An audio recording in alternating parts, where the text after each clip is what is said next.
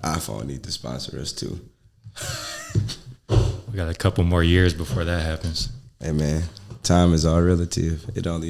Space, time, and matters only exist in this dimension. Off the rip. Off the rip. Off the rip, man.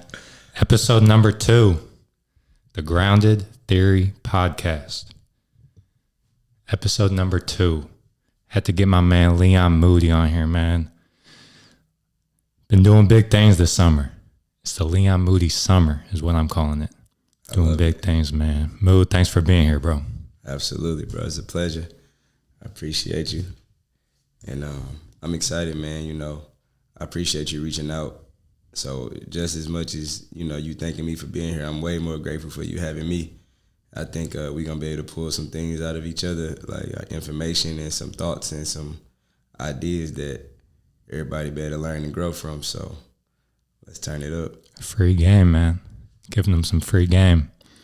So for those listening that may not know who you are, ain't been keeping tabs on social media, give us your background, man, your story, who you are, what you do, what you're about. Perfect, man. Again, first of all, I'm excited. So, again, my name is Leon Moody, future billionaire. Flat out born and raised right here in St. Louis, Missouri, man, a place like no other.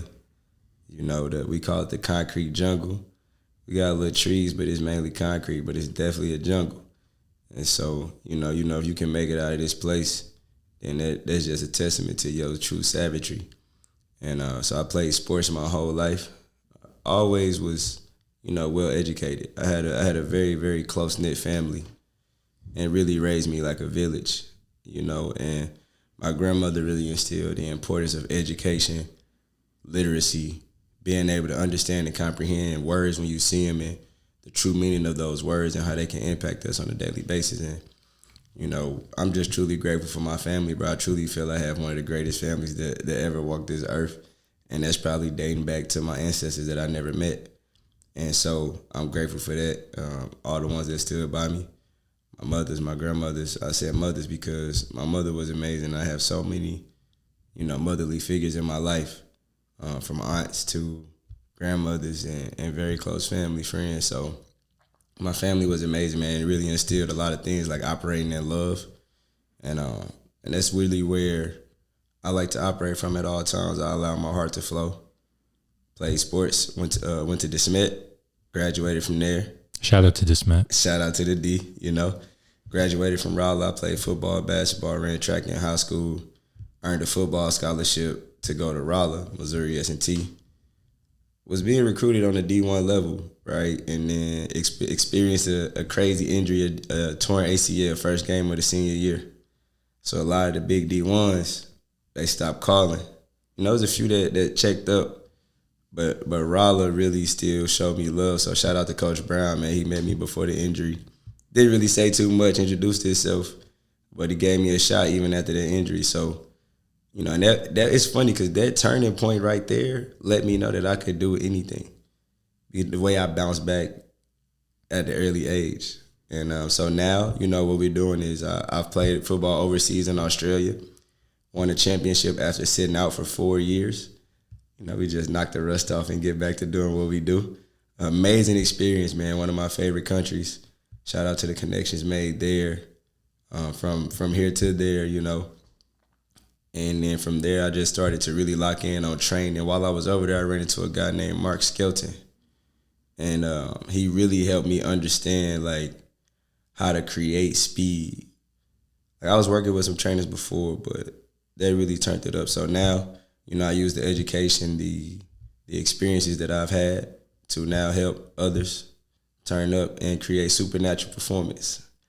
And when we say supernatural, it literally is to go beyond scientific understanding. And there's a few things in my life that I'm sure we'll get into today that is living proof of that and living proof that God still exists and is thriving. So I'm excited to share more. I'm excited for you to share, bro. There's a lot to unpack right there. I like that you started out talking about your family. I like that you started out that way because to me, for anybody, that's the foundation. That's how you you get introduced to the world by your family. And I mean, I got it tatted on me. Like, it's important. Like, that's your foundation. That's your ground zero. Like, that's super important. And so you touched on it a little bit, the impact that they had, understanding words, the love, a bunch of women in your family, like raising you and stuff like that. Expand on that a little bit, man, because I would love to know your background, your family, just what they meant to you. Yeah, nah, man, my family is everything. And I gave a huge shout out to the women, but it's definitely some real men in my family as well. I don't want to ever let them feel like they left out, because they instill some true masculinity. Very important. Very important, no matter what the world say. You know, they instill some true masculinity and some values that I still stand upon that would be considered old school in today. So I definitely don't want to let the men feel left out. But those women, man, their love is special. So my grandmother, bro, it's so wild. I've been so blessed, bro. I literally had like 4 grandmothers growing up. The average person has 2, right? And so we got my grandma Maddie, we got my Gabbo, right? We got my Aunt Annie, who was my grandmother Maddie's twin. And then we have my granny Flossie. When I say they were at any type of event supporting me, from music recitals to football games, basketball games, banquets, anything. If I had a horse race, they was coming. And I can't make that up, and that still stands true to this day, man. I definitely want to give a major shout out to my auntie Nita, who is just, you know, a heart of pure gold, energy just through the roof, and a magnificent energy that if you ever come across it, it'll impact your life forever. And so I definitely want to give some major love to her. You know, I recently just lost her, and she was also a mother figure in my life. I spent like ages 2 to 6 with her, bro. This is my great aunt, you know, lived in her house, you know what I'm saying? So I definitely got to show some love to my auntie. When I went through my situation that we talked about the other day, she beat me there. She beat me to the hospital. She beat the ambulance to the hospital, bro. And so that just, you know, shows the true testament of the love that she has for me and anybody else that she ever laid her eyes and her heart upon. And so I definitely got to give some love to her. Love you, auntie. For sure. Super important, bro. Super important. You see the impact that family has on people as they age. Like, you can tell who had a solid upbringing, who was loved growing up. And like I said, bro, it's just super important, man. Super important.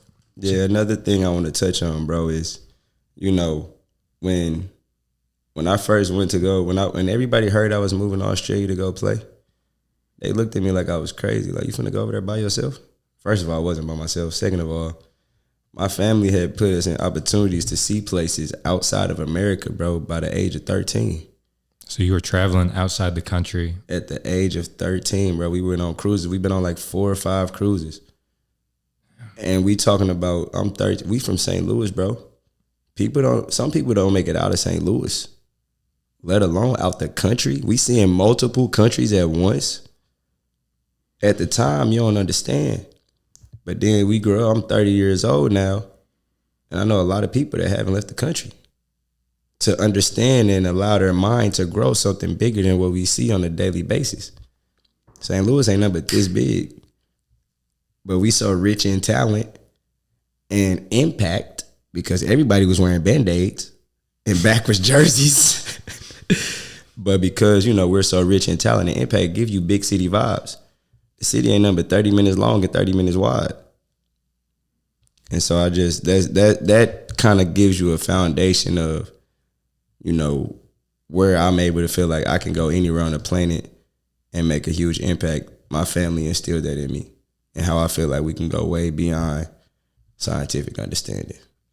So let's talk about that a little bit, because I was talking about this on episode 1 about traveling outside the country. Okay. And the fact that it's popped up on both episodes might be something, might be trying to tell me something. Okay. But grounded and elevated. Yes, what he said.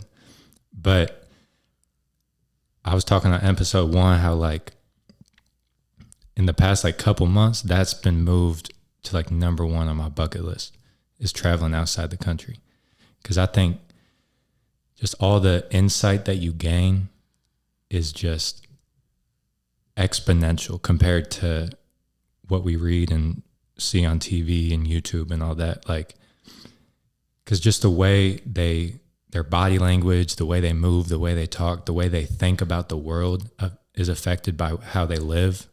And so that bleeds out into how they speak. Absolutely. I agree 1,000%. Talk about some insight that you've gained, like sociologically. Okay. Things along those lines, like life lessons that you've learned from traveling outside the country. Absolutely, bro. I definitely can do that for us. So real quick, I would say that it's 4 things, that help us raise our vibration or our conscious level. And those are associations, information, your environment, and your experiences. So each one of those has typically a stronger effect depending on, which one is a heavier demand. And going out the country, that's an experience, right? And that experience is completely different from your everyday eyesight. See, we got eyesight and we also have mind sight. But when we're able to go and touch the country, our environment has now changed, so our sight is different. Typically, when we go out the country, we go into a different type of climate. You go to a different type of climate. If you notice in St. Louis, it's a wild place all the time. But typically, crime goes up in the summer when it gets warm, and in the winter when it's really cold, because they hurting for money. In the summer, a lot of people are just irritated more, already just on different things. But when you go to tropical places, you got palm trees, you got mountains, you got beaches.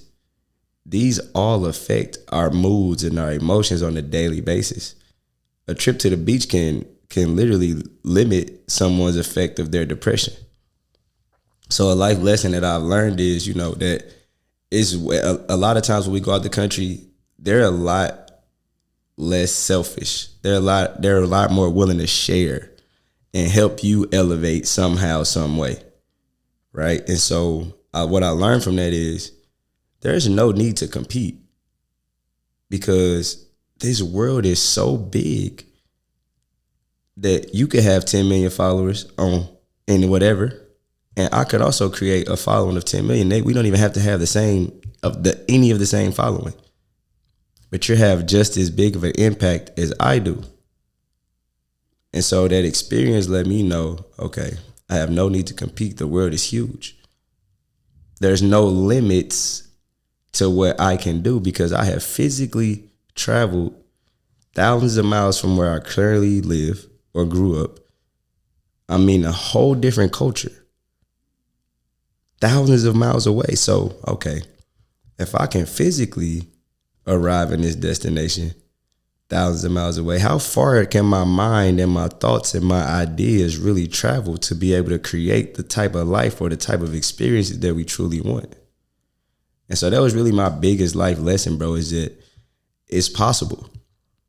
Whatever it is, if I can go, my physical body can go 9,000 miles away, why can't my mind go and figure out? Because there's nothing that we desire that isn't already created. Name something that you want.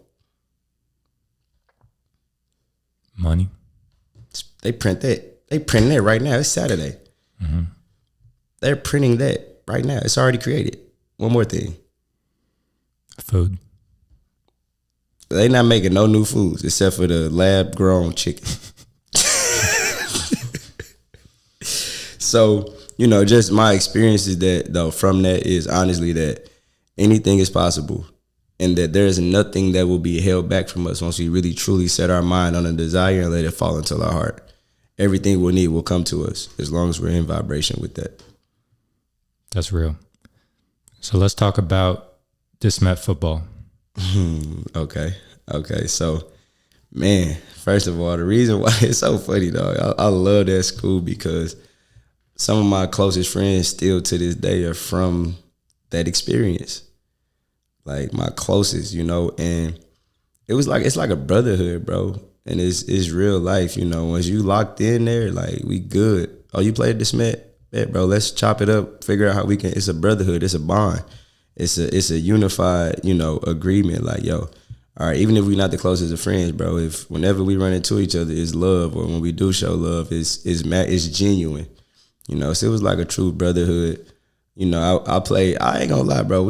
My class 2011, just in general, probably one of the most lit classes to come out the loop. One of them. I'm trying to think because I didn't start you weren't in high school yet until 2014. Okay, you got Brad Beal. Yep. You got BJ Young. Yep. We could just, you got myself, you know, I ain't on the same level as those guys in that regard, but man, I mean, we really did have a special class. I could go on, the list can go forever, but we could just start right there. What year did Ray graduate? 12, my bad. Okay. 12 had some guys in it too, but I'm going to give it 11. But yeah, just that team, man. We actually went to the state semifinals 3 years in a row, fell short. Didn't make it to the state championship. My junior year, 12-1. We was 12-0 going into the semis. Average margin of victory was like 30 points a game. Something crazy. We took an L to Blue Springs. I think it was Blue Springs. Yeah, regular Blue Springs. But man, just a true tradition though. We got a few state championships, and you know, we really did create some brotherhood, some experiences, and we put it all on the line. We went to war every Friday night or Saturday morning, whichever time we played. The second question I asked you led to you bringing up the importance of masculinity and how that affects someone's upbringing. It might be hard because, again, like the only high school you went to was DeSmet, so you may not have anything to compare it to. But from what you can tell, what were the benefits of an all-boys school? I mean, I'll be honest with you, bro. It was a unique experience. You know what I'm saying? I can't say, as far as when it does come to masculinity, I can't say that that's exactly where my, you know, understanding or appreciation for masculinity came from. You feel me? But I will say that a lot of the egos were minimal at the school because you're not necessarily doing something for the attention of the feminine or a woman. And so now the interactions can be genuine. I don't got to worry about, oh, you talking to the same girl as me. You know, I mean, it may happen, but it's less likely because we're not shooting at the same girl in the hallway trying to get her number. You know what I'm saying? So it just made it like more relaxed in that sense. And okay, I don't have to try to outdo this person for this girl. Like, all right, if you doing your thing and I'm doing my thing, how can we combine and how can we collaborate? How can we figure out how we can both take each other to the next level and help us become better at what we already doing? It was more of a natural flow in that sense. As far as just the, you know, benefits of an all-boys school, I would say it kept me focused, but that was only at school. Only for 7 hours of the day. Yeah, like, you know, but that's a whole nother story for a whole nother day. Yeah. I know we got time, but not here. Maybe off air. Yeah, not on the grounded podcast theory. It's only episode 2. We're gonna ease into it a little bit. You dig? Yeah, I was just curious because I've heard the argument or just people making the case for all boys school that like boys and girls learn differently, so it's like kind of a different approach, and then there's like pros and cons to both of them. So I just kind of wanted to, because I went to a public school, so yeah, no, I got you. I mean, I feel like at the end of the day, you know, everybody learns differently. There be men that learn differently than other men. That's just kind of how it is. And I think, honestly, when we just talking about education, period, it should be a little more tailored to each individual, right? Or it should be more tailored to life, real life skills, and how when we do graduate, even if I don't go to college, do I understand I need a checking account? Do I understand investment opportunities? Do I understand a little bit of entrepreneurship? Do I understand how to create a business model for my ideas? So I think in terms of high school and curriculum, it would be great if more life skills were taught, you know, and that did something that I do feel like I did pick up, like at DeSmet, more so, okay, outside the classroom, outside the football field, what type of person are you? What type of man are you? How do you walk around on an everyday basis? How are you treating people? And so that's something I will say that I picked up, and I think it's different from just my experience going in middle school with, public and, a whole different environment, and then being at DeSmet at an all-boys school. Facts. What about you? What about like at Webster? I mean, yeah, I was in there working out the other day. It's a lot of greatness in there. It's a great school. Yeah, I would agree. It's a great school. You get a little bit of everything. Yeah. Every group, every clique. Get everything, man. It's very diverse. Very diverse. It makes you very well-rounded if you decide to tap in, and because you're what are you in high school, like 14 years old to 18, something like that? So you're 14 to 18. It's natural to stick to your group, which you used to. Yeah, which I did sometimes, but I like to I like to have a good time. I like to see I like to learn, like to have conversations. So it was nice being able to, you just learn stuff, and you don't really gain that insight until a couple years after. That's what's really happening at that time. Because you gain that perspective. And so once you get removed 3, 4, 5 years, you gain a little bit more perspective of how their life was and why they act the way they do and what impact it had on their experiences as well. Exactly. Just going into it with an open mind. But like you said, there's a lot of greatness at Webster Groves. Let me just take a minute to say that. Yeah. Lots of greatness. That's cool. So, DeSmet football, senior year, ACL. Yeah. So, Pop. Yeah, man. So, I actually grew up playing receiver. Well, I played a little bit of everything. So, for anybody out there, the youth that's watching, where you start is definitely not where you finish, all right? So I played at Herbert Hoover just growing up. Like, my big cousin played there, who I live with. And his name Rob. Shout out Rob. He played at Herbert Hoover. So I played at Herbert Hoover. I was like 4 years old, won all day tournaments. Boom, Herbert Hoover. But I played center. Played on the offensive line, I played center. That was like embarrassing for some reason back then. Like, we go into the mall. I got my Herbert Hoover jersey on. All the skills guys. I'm one of the cool dudes on the team though. Like, but I play O-line. And so they called me like, Moody, let's go to the mall.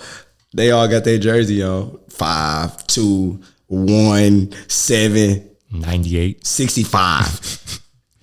So me, depending on who was there, if somebody had number 5, I would make sure the 6 was showing on my 65. And if somebody was wearing number 6, I would make sure the 5 was wearing. But fast forward, man. So then got an interest in quarterback. Played quarterback my middle school years. Was nice. Got to high school. For some reason, I wanted to go to receiver. Play receiver. Boom. Now, going into my senior year, my junior year, we were playing against Fort Zunwald West, TJ Moe. So I'm on a scout team on offense, giving the starting defense a look that they're going to get in a few games. After practice, coach like, we're going to need a quarterback next year, right? I'm like, yeah. He like, would you be willing to? I'm like, let me think about it, coach, but I think I can do that for the team. Went to work and earned the starting quarterback position, becoming the first black starting quarterback in DeSmet history. So, and then the very first game, playing against my rival high school I was supposed to go to, Hazelwood Central, boom, tore my ACL, went to Rolla, played there my freshman year, tore my ACL again sophomore season. Now, again, bro, I've known a lot of people my whole life, and I would go into people on crutches. So this is basically, I'm on crutches 2 times within 2 years. People like, oh, you done now? What? Do you know who you're talking to, bro? I am not you. And they just added this fuel to the fire, bro. Like, they doubted me. And the first time it happened, I really was in a state of depression. But this time I was like, oh no, I already came back once. I'm coming back better this time. I'm coming back more explosive. I'm coming back faster. I'm going to come back running people over at receiver. I'm running like, that was my mentality the whole time. There is nothing that is going to stop me. Because that one person, I'll never forget, bro. I was at Hazelwood Central in the gym. Dude said, oh, you done now, right? Bro, what? And I turned up and played my sophomore, junior, and senior year. Team captain, finishing top 10 in receptions. at Missouri S&T. And it was a unique experience, bro. I would say that. But again, man, some lifelong friends created there as well. Just, being able to connect in such a small town. But bro, we put it all on the line. We put it all on the line. And when you really grind with somebody and you really go to war with people and then y'all build those bonds outside the field, that's really why sports is so important to the youth. Even if you don't care if your child goes pro, it's important for them to gain basic life skills from sports, communication, verbal and nonverbal. You play basketball, bro. If your point guard gave you this look, you knew that meant to cut. You know what I'm saying? Just adversity. ABCs, the ABCs of life. Adversity builds character.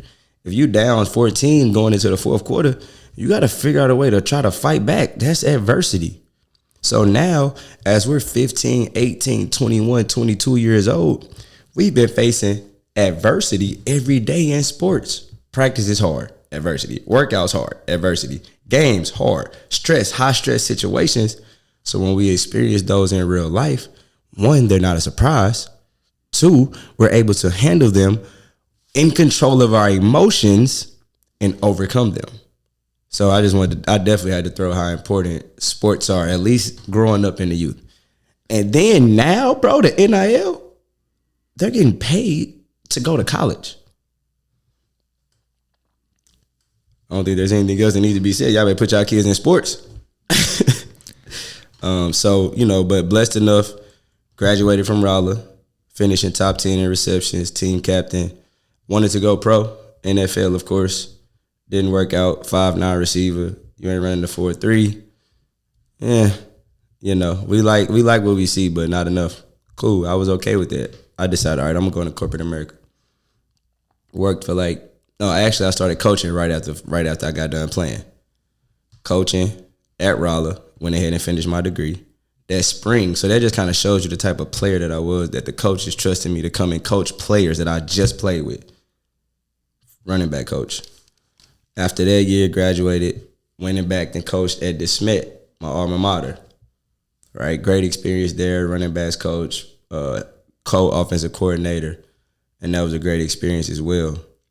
Also started training at Athletic Republic, learning the basic understanding of really how to run, high speed, trained with some amazing trainers there. Shout out to all of them, man. Again, the list is way too long to name, but definitely shout out everybody from there. Build friendships there. So that was where my love for, helping others came. And then I experienced a tragic experience. One of my closest friends, he died and got shot 30 times.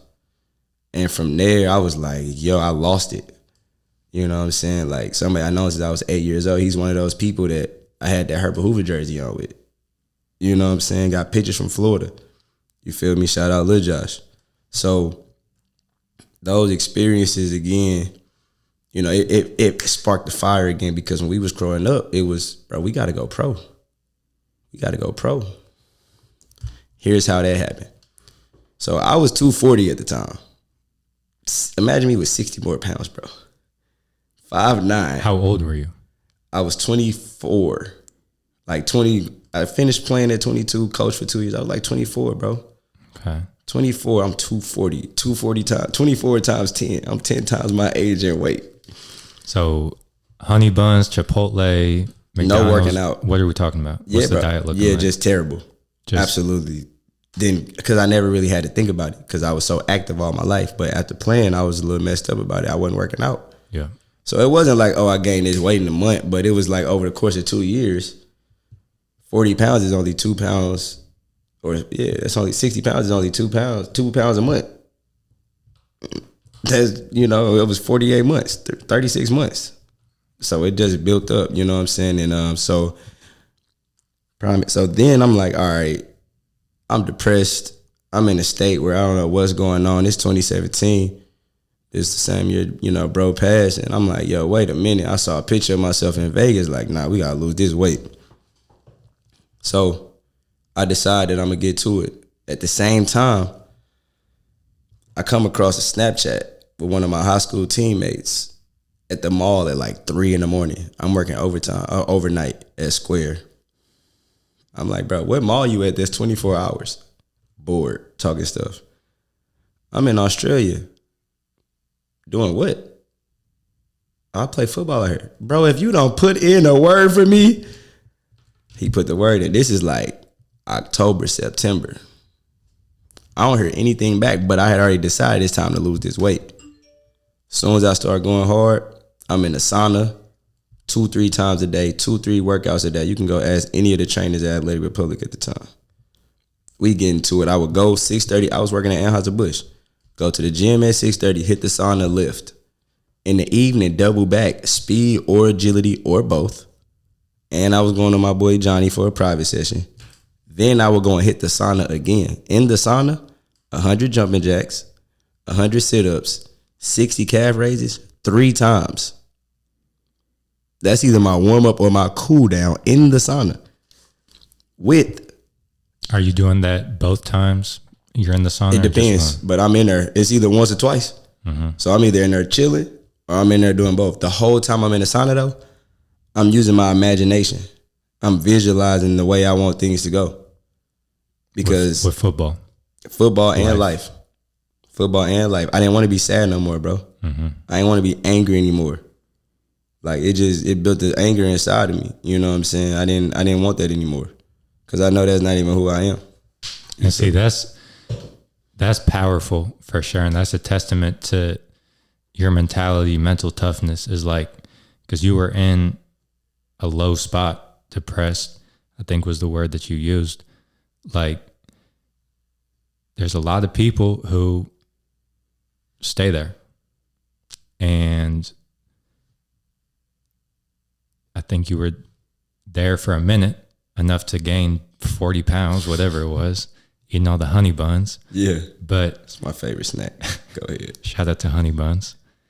It takes mental toughness to be able, which goes back to sports, life lessons that we were talking about. It takes that mental toughness, that discipline to put your foot down and say, you know what, like, I'm done. This is it. I'm taking control of my life. I'm taking action. I'm going out into the world and I'm accomplishing whatever goal I have. So that's a testament to your mental toughness, your discipline to be able to go out there and make a change like that. Yeah, I appreciate that. And I think we do need to, highlight that more in everyday living, right? Just a positive mental attitude, period. Because we become what we think about. Bro, dog, so our conversation at the football field, what you said about like the goalpost and then like everything is people's thoughts. You were saying like that goalpost was created because somebody thought about it. Everything. This whole world is like a shadow world. Yeah. It came from somebody's thoughts. The microphone, somebody thought about that. This wasn't just here. Somebody had to create this. The light bulb came from someone's mind.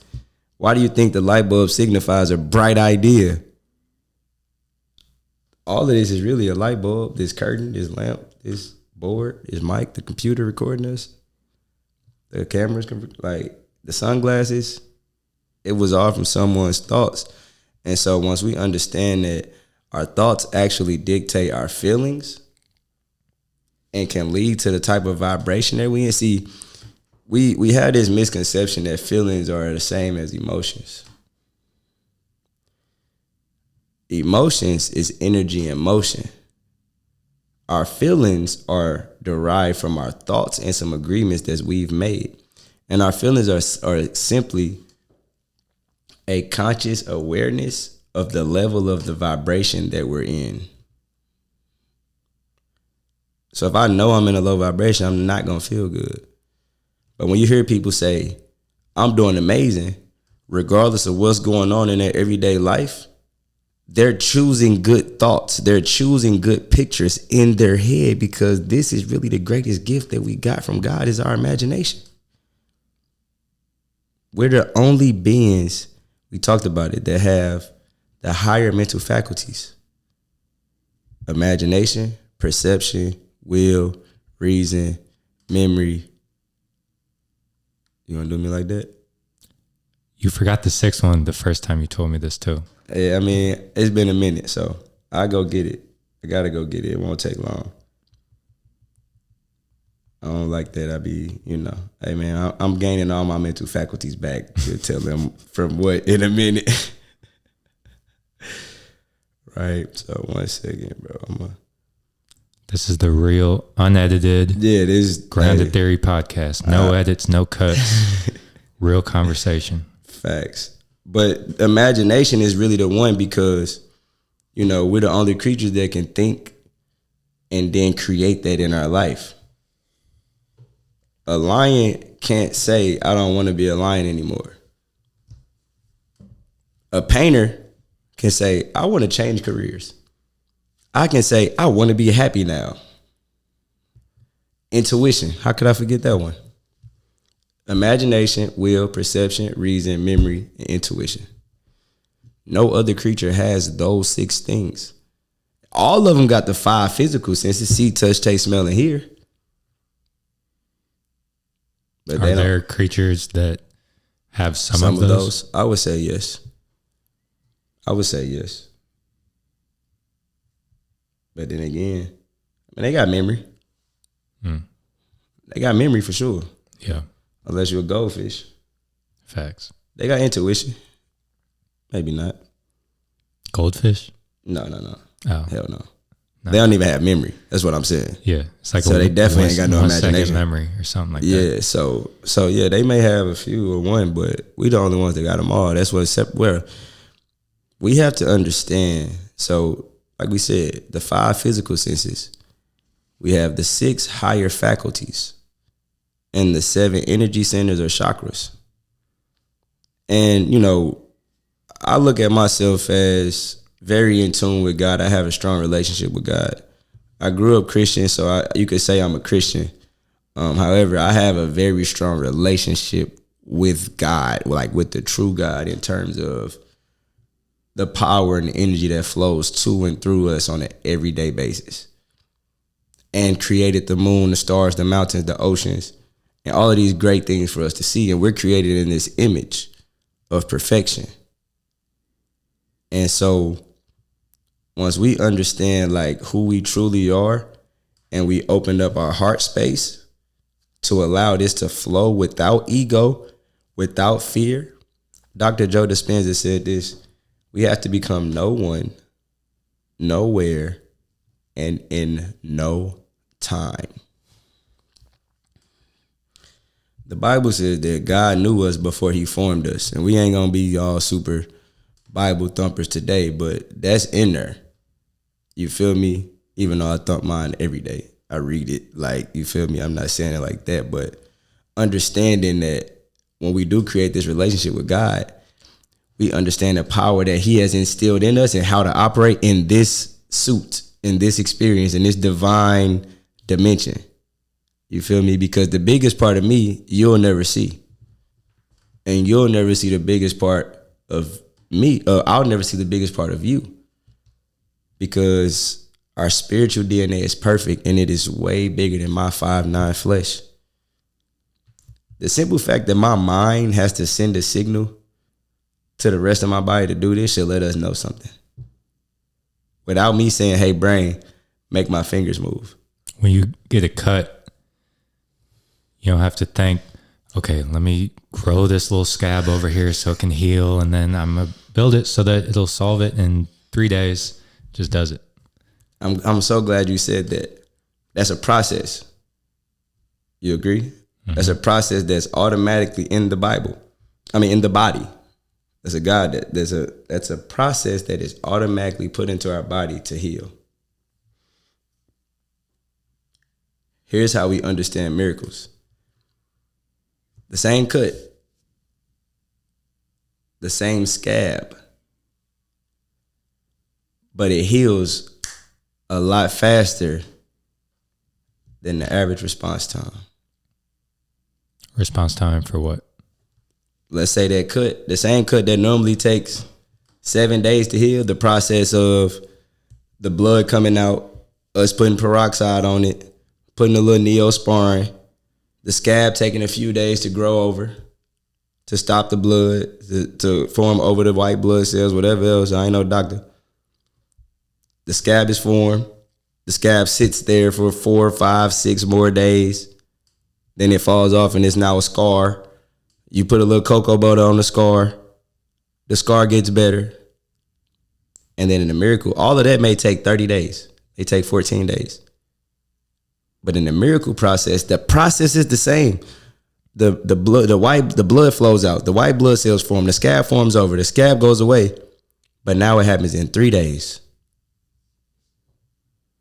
That's the process of a miracle. I've seen plenty of miracles. And I want to get right to it. Let's talk about it. So let's do a quick review if you don't mind. So we won the championship in Australia, by the way. We just gonna bring it all full circle back home, right? Mm-hmm. Went to Australia after sitting out 4 years. Again, man, deep in some relationships and grew them even bigger, and definitely created some new ones. We won the championship first year back. Beat the team that beat us twice in the regular season. Talk about mental toughness. Shout out to the squad, right? Came back, lived on the West Coast for a while, worked in procurement and, supply chain, logistics, right? That field of the corporate world. And Amazon. Yeah. I'm not saying their names, but I'm trying to get a sponsor. Okay. Sponsor my mans. And Smart Water. Yes. Okay. So, boom.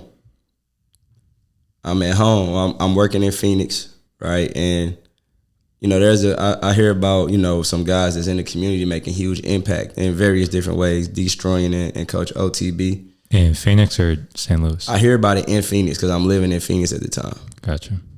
And, they hosting these one-on-one tournaments. Just going all around the country, bro, hosting one-on-one tournaments. They still doing this today. They actually might be doing it today. They had one in St. Louis. A few months, about 6 weeks back. Mm-hmm. Yeah, we was there. So they're going around hosting these. So I hear about them. I'm one of those guys, bro, when I hear it, I think about if I want to do it, I'm going to do it. So I'm leaving work, hopping on flights to go compete at these one-on-one tournaments. I'm trying to win 10 bands. I went to like 3 in 1 month, bro. I was trying to create a 30 brack month, bro. Trying to get 30K this month. You feel me? And one, that just showed a land of opportunity that we living in. So I'm even grateful for that opportunity, right? Fell short a couple of them. It's all good, right? So I'm actually traveling back home to visit. You end up winning any of them? Nah, I fell up. The furthest I made it was top 10. All right. Out of 75. Okay. And there's somebody who was old and out of shape. Anyway, so, right, I'm visiting home. Just seeing my family before I go back to Phoenix. Regular night. It's a Wednesday night. 8 o'clock, I pick up my nephew. We go meet one of my friends from back in the day. Her and her son, they kicking it. We at Chuck E. Cheese. Drop my nephew off. I go pull up on some homies. We going over some wealth building strategies, some wealth creation strategies. I come home after a long day. This in front of my grandma's house. You feel me? Because remember, I live in Phoenix. I'm in St. Louis. I'm planning to leave later on this day.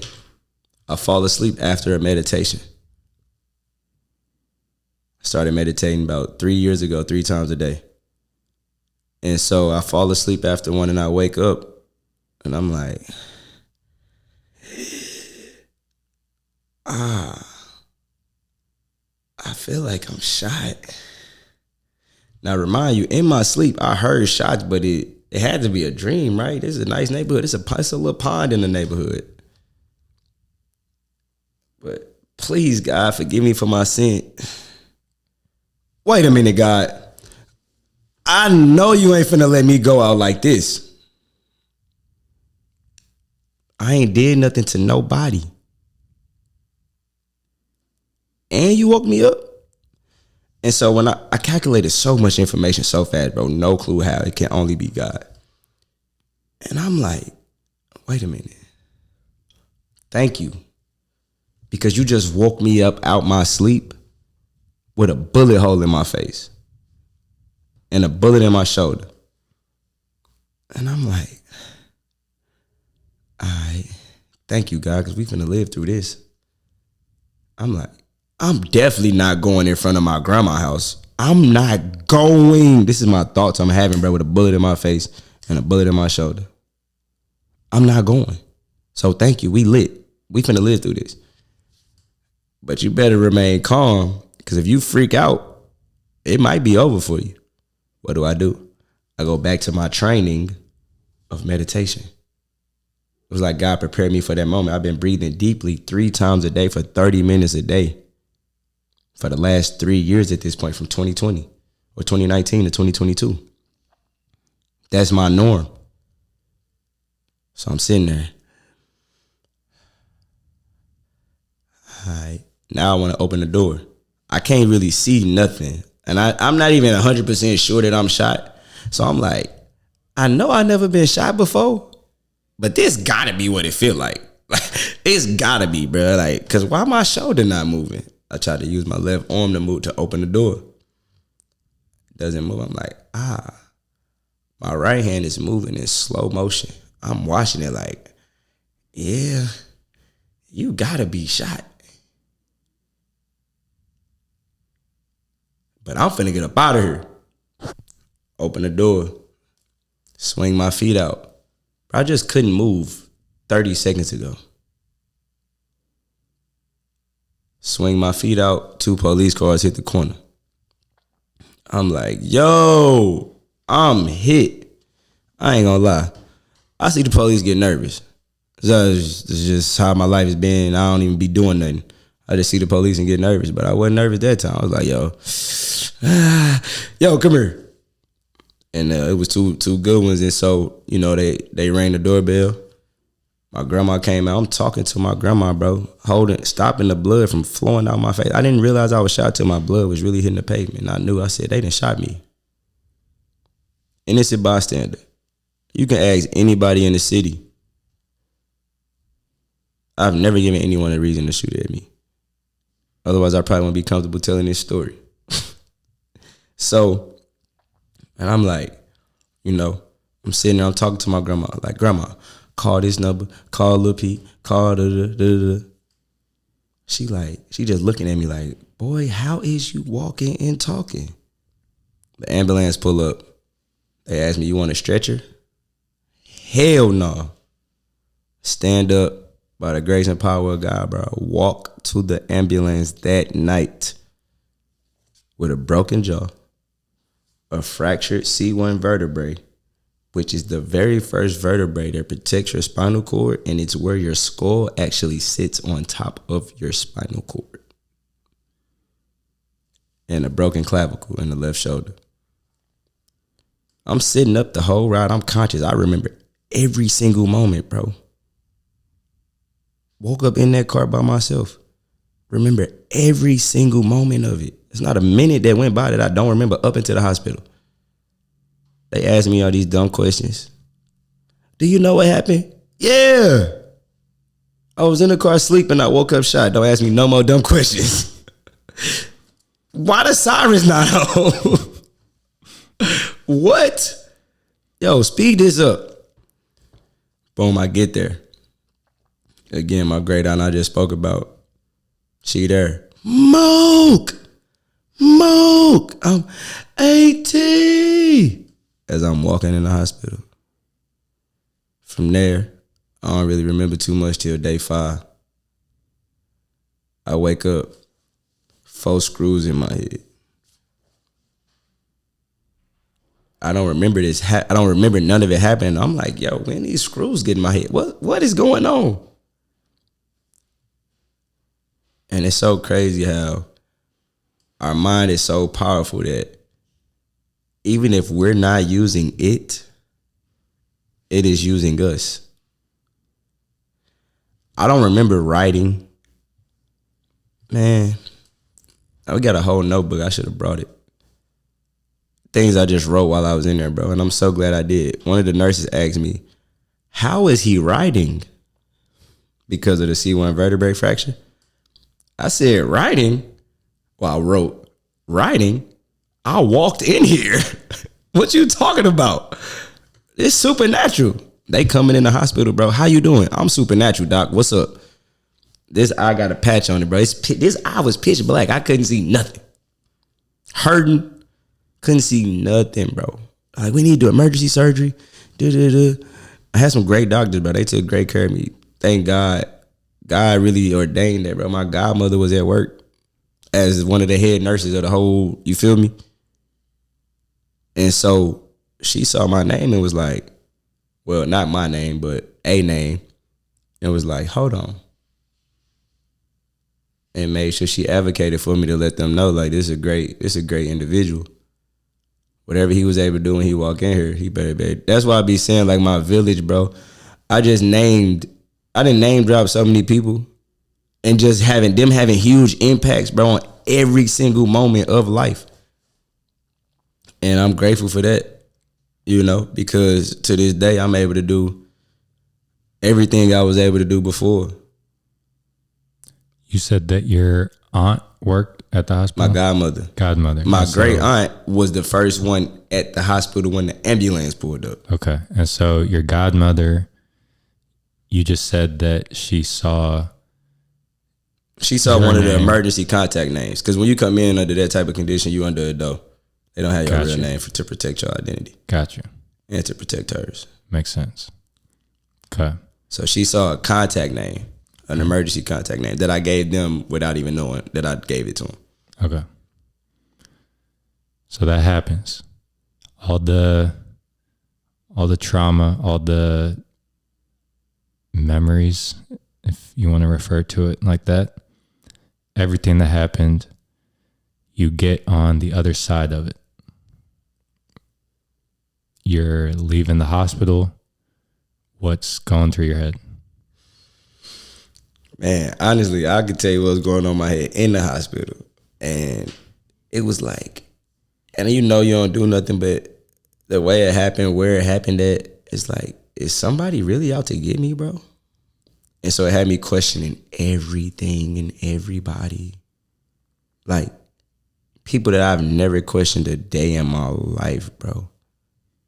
I'm looking at them like, did y'all have something to do? Like, bro, it was just too crazy. You feel me? Like, and so that would seem like it would just drive you crazy because you're rethinking everything. And so then, like, your thoughts, it's like they're in the boxing ring together. You're just to an extent mental warfare. However, it's always mental warfare. That's really the only word. The only war that's going on is for the war of your mind. Because again, if you think that the government doesn't understand how powerful our higher mental faculties are, and that there is greatness inside of every single one of us because God abides in us. So if God created you and I, the same greatness that is displayed through different areas and through different people is available within all of us. We have to be able to go in and pull it out, or have someone around us that can allow us to clear our vision, because eyes that can look are common, but eyes that can see are rare. Eyes that can look are common, but eyes that can actually see something different, that's rare, bro. Because we're so, everyday life consumes us, and it creates a paradigm. And we have to go and combat that paradigm based on where we grew up and things of that sort.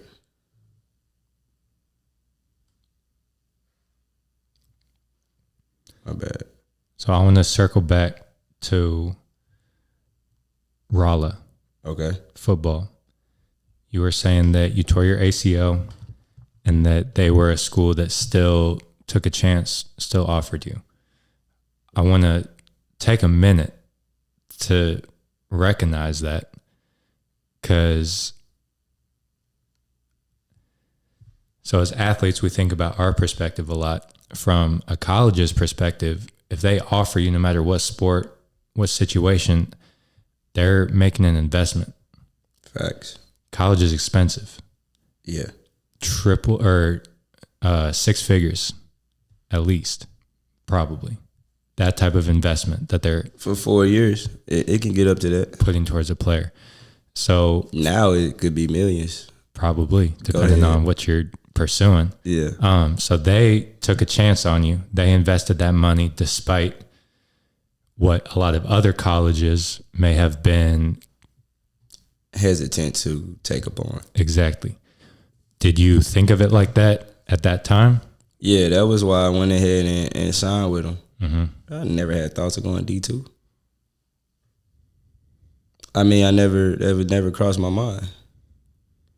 Even whether I was right or wrong, I always felt like I was a top player. I felt like I was a D1 player. Did I have things I needed to work on? Yes. But I always felt like, no, I'm really one of those guys. And so, because the injury occurred and because these coaches was calling me regularly before the injury. You know what I'm saying? It wasn't like it was no interest and I just, got hurt. It was like heavy interest. Heavy. They calling me like, yo, you got that film from game 1. We ready to see. If it look nice, we gonna offer you. I got film. It's only 2 quarters. You feel me? And so, but I definitely understood that it was like loyalty, bro. It was like no matter what this kid is going through, we feel like we can help him get through it and help him become, a better version of himself as an athlete and as a person. And those my first coaches, like they really challenged me to become a better man. I had a foul mouth, and they created the Moody rule. Every curse word was 10 push-ups, and if you used the F-bomb, it was 20. And so it was like, all right, bro, I need to be conscious of what I'm speaking. I need to make sure I'm not cursing every other word. You feel me? So it was a loyalty thing. They came to the crib, they came to the school, checking on me like continuously, bro, making sure I was good. And I had some friends that was there that I knew before. I knew it was one of the top 5 engineering schools in the country. So I went with the intention of that. And you get there and I failed my first class. I'm like, yeah, nah, I'm smart. So if I'm failing a class, something ain't right. And I changed my major, but we still graduated with a degree. That's all that matters. Yeah, business. Sometimes. Shout out. Great degree. So you're pretty grateful for it. Absolutely. Was there any point in that process where, so you're getting looks D1, heavy interest, and then injuries kind of derailed the projection where you're headed. And so then to think that you're going D1, was Twitter a thing back then? Twitter was a thing back then. Probably not as popular. Not as big as it is now. No, okay. They wasn't like all the like rivals and them. They didn't have okay. Twitter and all of that. But there's still some like recognition and some clout that you get for going D1. I mean, yeah, that's in real life. Right. Facts. And especially being that age, kind of like get hyped up about it.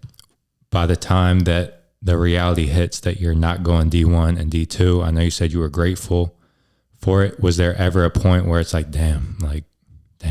Yeah, nah, for sure, bro. Especially with me feeling like I didn't have all the opportunities that I was supposed to get. Mine stopped abruptly, bro. First game, I had put in the hardest work that summer. I was really ready to show what I could do. I was in the best shape of my life. I mean, 17, 18, of course you are at the time, but like I was faster than I ever had been. I was more explosive. I was gonna be able to throw that thing around the field, like, you know what I'm saying? And so it was more so like, if I didn't get hurt, I know I would be D1. And then I realized, bro, that's an excuse.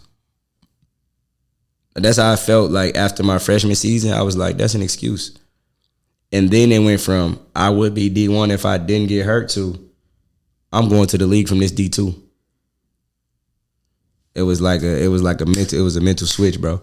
Making the most of the situation. Yeah, and like my wide receivers coach, bro, like he had us on it.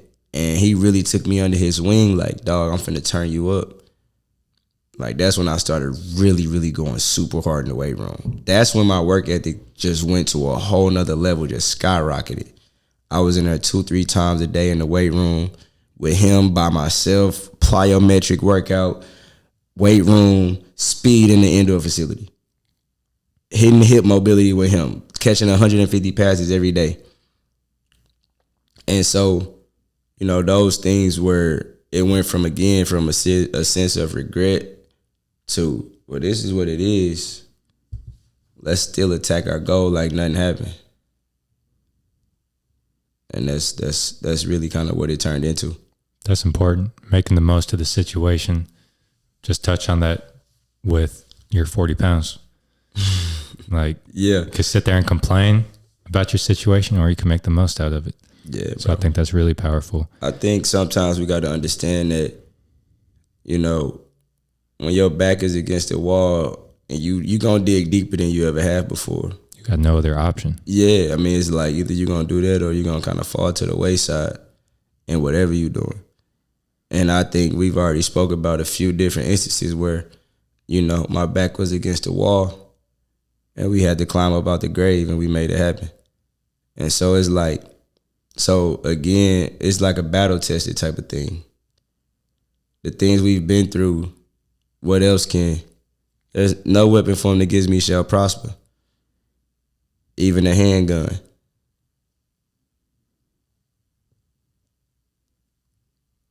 That's a bar. I know, that's why I ain't say nothing else.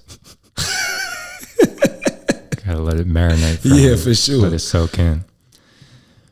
Football, college football, off-season, weightlifting, 2-3 times a day. Take us through a typical workout. What exercises, what sets, what reps? Good. Yeah, I'm gonna give you a mix of everything. So, you know, in college it was like we had a really good strength coach that wasn't just trying to get us to move heavy weight slow. And so it would be 4 sets of 10 back squats, single leg RDL, drop set, curls for the arm swing, crazy core. And then we had some guys on the team, bro, that we just was in there afterwards, just YouTubing like crazy core workouts. We hanging from bars, feet going over, like just still like stuff I'm looking like the first time I see him, like, yeah, crazy. And I'm like, oh, I'm crazy too. Like, you know what I'm saying? And so crazy abs, jumping over the boxes, on top of the boxes, over alternate net, single leg box jumps, seated box jumps from then, like just a crazy amount of work, right? And bench press, of course. But one of my favorite exercise, this is some crazy feet game for the athletes.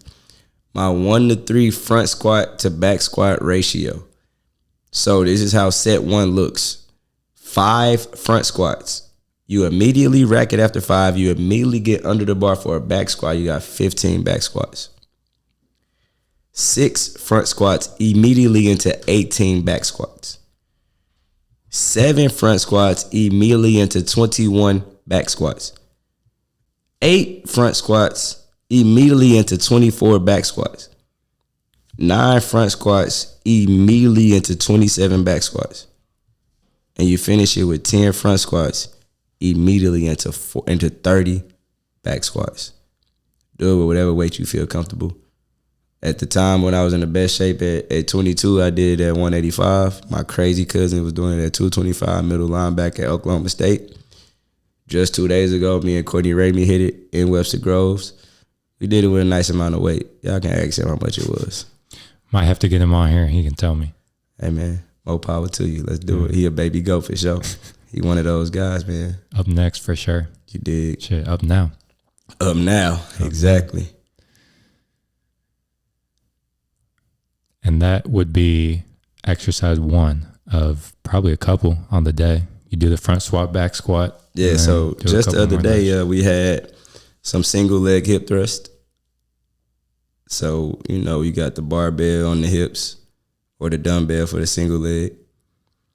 We had some core. We did hanging core. So you hanging and you driving your knee to your opposite armpit. 3 sets of 20. Then you're hanging again. You got the bar sitting at about 12 or a 10 on the rack, like almost in a bench press position.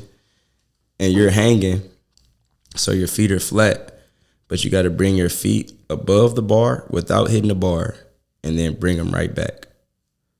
Over, back, while you're hanging from the bar. That's the most free game I could give you. Supernatural Mook, a.k.a. Supernatural Performance. On IG? On IG, Supernatural Mook, Supernatural Performance for more explosive workouts. Yes. It's the summer of Leon Moody. Get him while you can. Nah, for real. Tap in before I tweak out. Best sports performance trainer in the world, man. I truly believe that.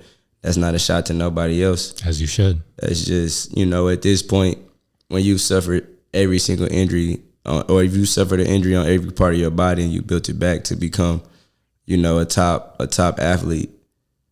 I mean, I think if I can do that, I can help anybody build what they've already developed, as opposed to having to start from zero like myself multiple times.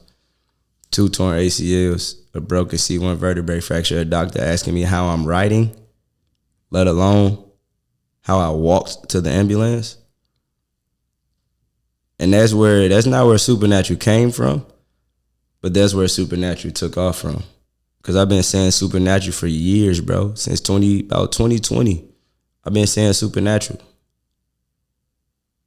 And then this experience came in, it hit itself. It took a toll on itself. It said, wow, this dude really is supernatural. He ain't just saying this. This is something that I truly been understanding and believing for a minute. Bro, this is something I haven't told many people. And but I definitely gotta share this. I'm leaving my homeboy crib. I'm riding past the Smet. This like August, July, before I got shot last year. Something tells me swing by the Smet. Cool. Normal. I hit the parking lot. I walk on the field because I had no reason why I was really going to the Smet. I'm just following this voice, this spirit at this point. Like, go on the field. I'm just walking up and down the field. I get to the 50-yard line, and in the middle of our field, there's a big shield. That's our logo. On the shield is a cross, all boys Catholic school. Above the cross, there's a crown. I heard a voice say, "Lay down." I'm like, no, I'm not laying on this cross. You tripping. I don't know who this is talking to me. Not happening. Heard it again. Lay down. I'm like, I'm crying, bro. Like, I literally dropped it to like, bro, what? Lay on the cross? I'm thinking this is blasphemy. I did it though. As I lay down, the sun comes and beams directly upon me laying on this cross, bro. Between 2 and 4 weeks later, I get shot in the face. Live to stand here to tell you about it. And can probably run faster than half the people listening to this. And it's only by the grace of God. And we just getting started. And so now again, bro, I feel like my true purpose is to help us understand that the everyday circumstances don't dictate our life. They don't dictate our emotions. They don't dictate how we feel. At the end of the day, we have a choice at every given moment. I could have made a choice to give up in the car. I could have made a choice to, why me? I ain't did nothing to nobody. But I looked at myself in the mirror for the first time. The occupational therapist said, yeah, it's a bit daunting. I said, bro, don't call me ugly. You ugly. I'm handsome. Like, what? And I'm like, but I knew, bro, once this halo is off in 90 days, I'm going to be the most handsome man on the planet. And again, man, that's only by the grace of God, but that was truly how I felt. Like, I knew I was going to be good. You know what I'm saying? And so I instill that type of mentality in my athletes that I train. I instill that mentality into anybody that come around me. Like, yo, we're unlimited beings. We're only limited by weakness of attention and poverty of imagination. Those are the only two things that we're limited by, meaning we can literally do anything we decide to. We just got to literally set our mind upon it. And so with that being said, I think that we should be able to write down our goals on a daily basis. That was another thing, bro. I write down my goals with my left hand every day. It taps into the subconscious mind. It helps these things just imprint upon it. Because once it's into our subconscious mind, the subconscious doesn't know what's real and what's fake. I read something that was saying like the power of visualization and how your mind can't tell the difference between reality and what you visualize. some people look at the imagination or the eye of the idea of God as the imagination of man. Say it again. Some people view the idea of God as the imagination of man. Meaning when we're using our creative mind, we're using our God mind. Because although this particular scenario is here, my mind is, I'm moving from the idea as opposed to toward the idea, as if it's already happened. Because I can understand how it feels when my wish is actually fulfilled. It's called The Feeling of the Wish Fulfilled. Power of Awareness by by Neville Goddard. Another example of what you just talked about, Dr. Joe Dispenza again, in the book Becoming Supernatural. We haven't even talked about the books that changed my mindset, but that question's coming. Yeah, I believe it. Don't worry. But that's some of the information. But he talked about how they did a study on the growth of a bicep. Okay, there was a study group that actually did the bicep workout with the physical dumbbell. Then there was one where they imagined themselves doing the growth with the dumbbell. And then there was another group that didn't do anything. And the group that imagined the dumbbell exercise for like 30 minutes a day or whatever the stipulations were, they saw results without ever physically actually lifting a dumbbell. That's why I say your mind is so powerful. Even if you don't use it, it will use you. Like it's always running. You don't get to shut your mind off. Even you may when you're shut your sleeping. brain off, but you can't shut your mind off. Your mind is always working. When you're sleeping, when you're awake, when you shot. I think that's, to me, what's the most inspiring and what's the most powerful about your journey is that, so in the training space, which we've only briefly touched on, you're training agility plyometrics, some of the top athletes in the area. What is so inspiring to me about your journey is that all the knowledge comes from experience. Yes.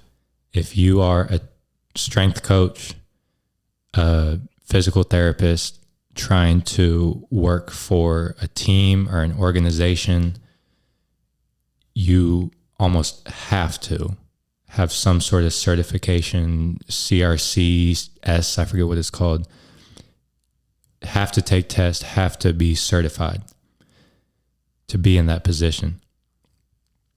100%, there's value in it. I have books on my shelf that dive into the sports science and movement and the language of coaching and all this stuff, and it's important to have some understanding of what you're doing. Experience is the best teacher. And I think, or I know, what inspires me the most about your story and your journey is that it's all experience. You lived it.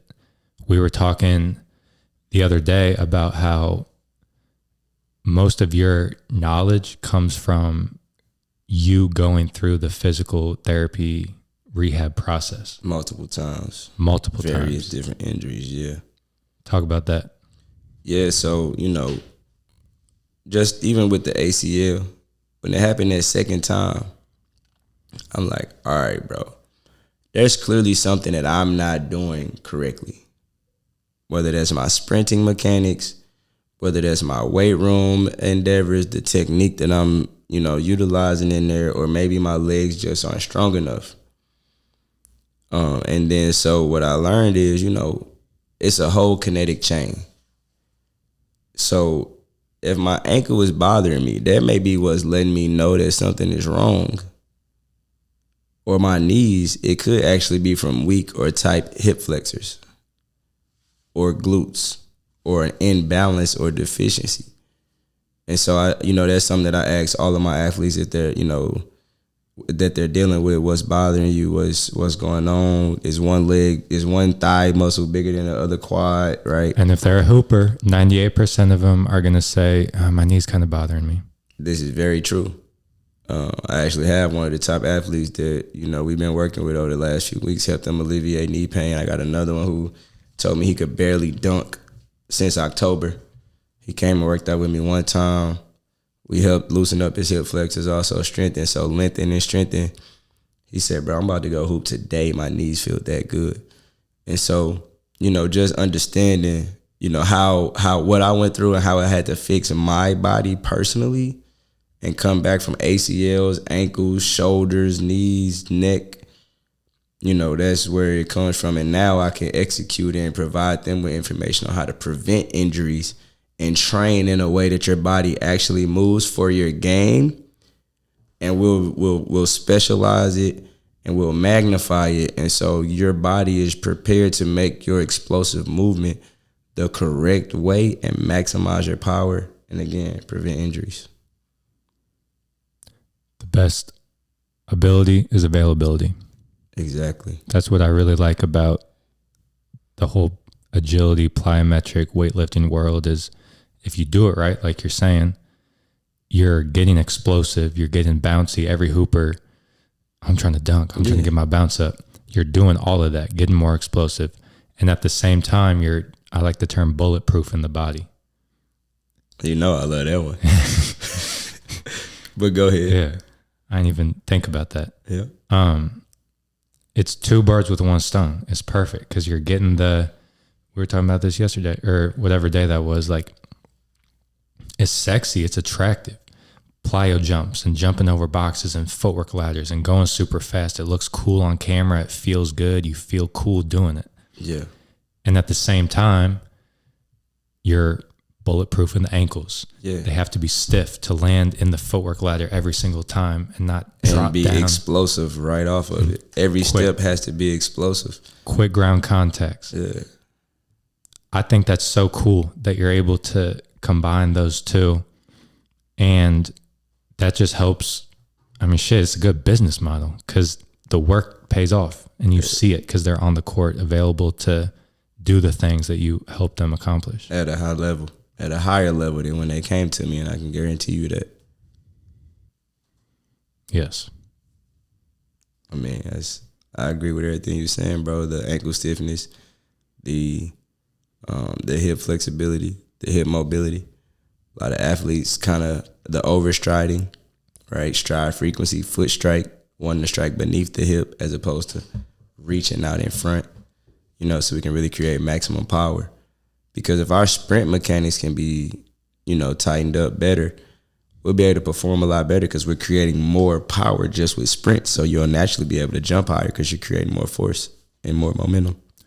Is there any fitness, exercise science in the realm that you operate in? Is there any myth that you feel like busting right now? I'll be honest with you, not really, bro. What I will say is, when it comes to training explosiveness, strength is great. Strength is absolutely great. We need strength, especially if you're playing football. You gotta have strength because you run into other grown men all game. But if we're looking at this, explaining and breaking down explosiveness and acceleration, we want to move lighter to moderate weight fast.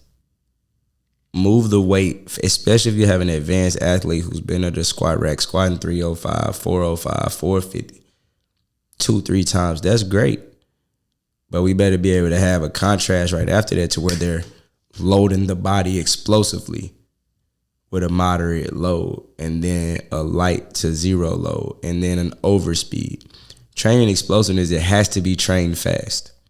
Simply put, us loading up all the weight in the world for us to go slow for 2 reps is just creating power. And there's a difference between power and explosiveness. Elasticity. Sand training. My fave. That might be my answer right there. Overrated, underrated, perfectly rated. I mean, I don't know who's rating it. For me, I use it as a tool in my toolbox to help my athletes get faster. If you know you can explode where you don't even know how your foot is about to land on it, like you have an idea, but each step is different in the sand. The ground is given.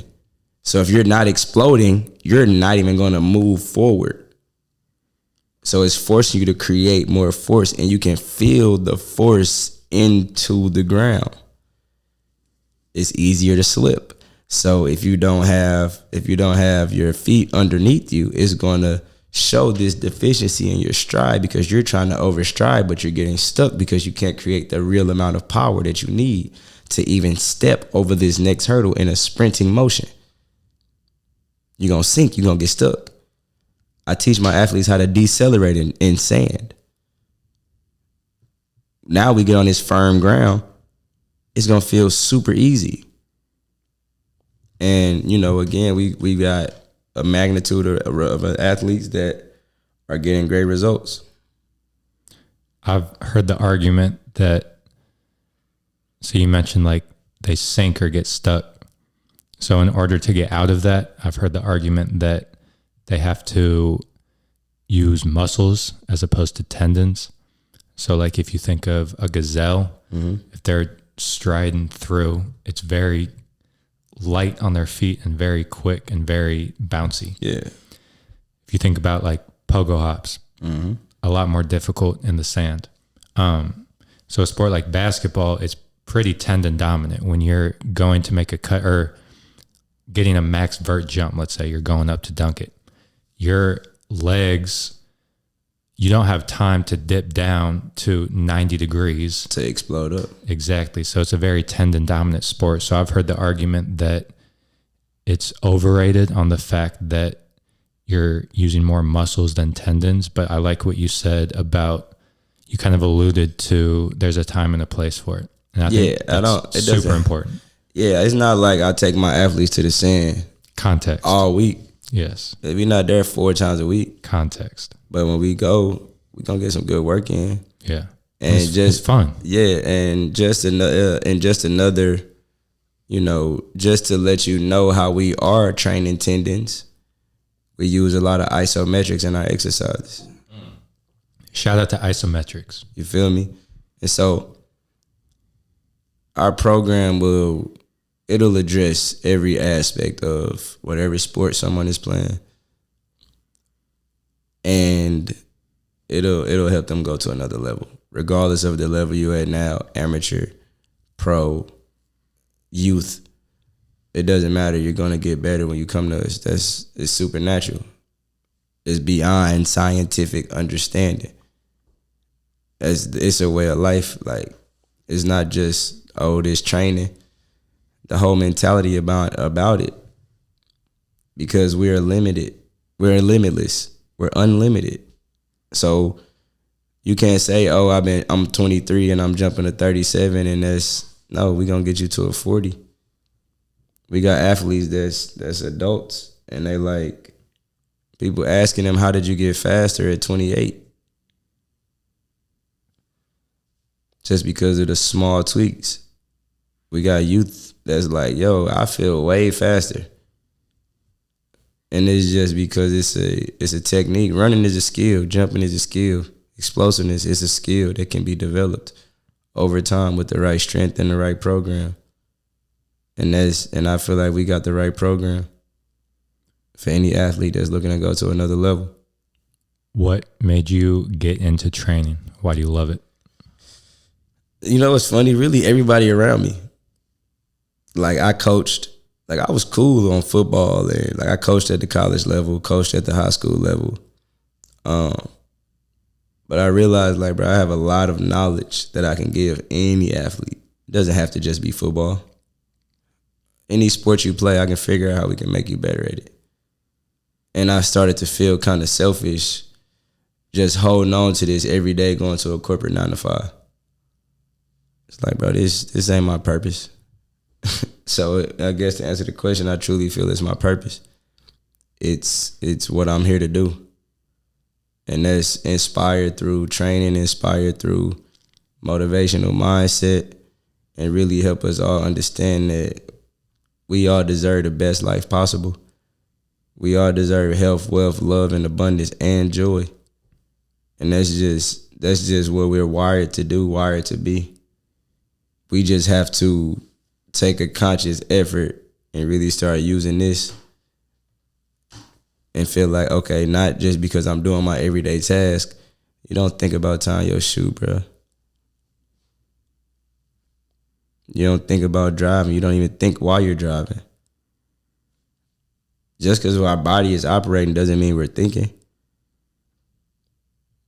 That's just, you know what I'm saying? So once we consciously activating it and using the 11 million kilowatt hours per pound that our body produces in terms of energy to create the life that we want, come on, bro. So our body truly produces 11 million kilowatt hours per pound. I weigh 185. I just looked up on the scale the other day. So 11 million times 185. I don't know. I'm not figuring that out.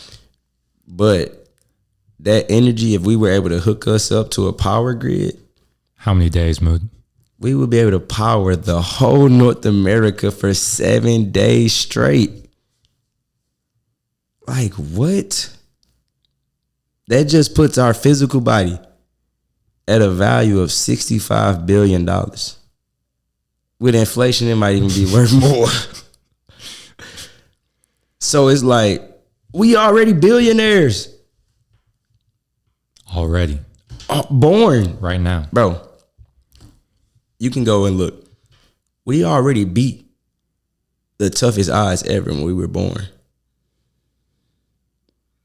The fact that we are born, you've already defeated the greatest odds you'll ever face. Me living through a bullet was easy. I was already born. I understood that before I got shot. You literally have less of a chance than being born than surviving what I survived.